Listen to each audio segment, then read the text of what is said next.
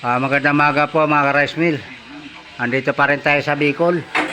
Ayan, si Tantan at saka si Dagul. Yan magka-partner. Ayan, naggagawa sila ng tubo. Ayan, palo-palo lang yan. Kasi mabibilog na yan.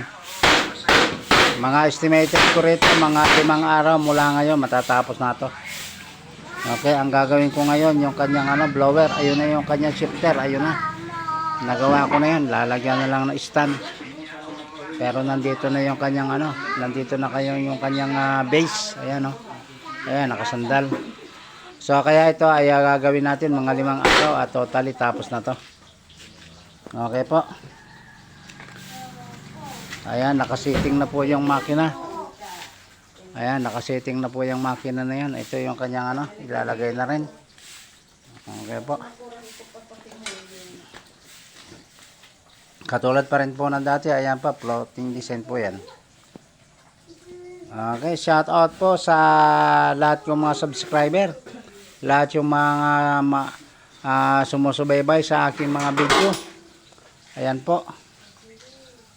Shout out po kay Ma'am Janice sa Mapula.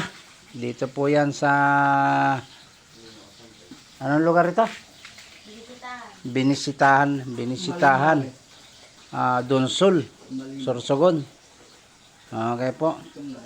At kay Bobby Mapula, kasama yung kanyang buong pamilya. Shout out po.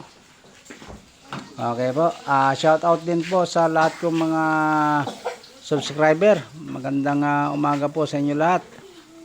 Magandang umaga po. Shout out din po kay Sir Alvino Daga, may-ari ng lupang aking tinitirhan dyan sa Santa Fe, Leyte. Maraming salamat po. Magandang umaga po.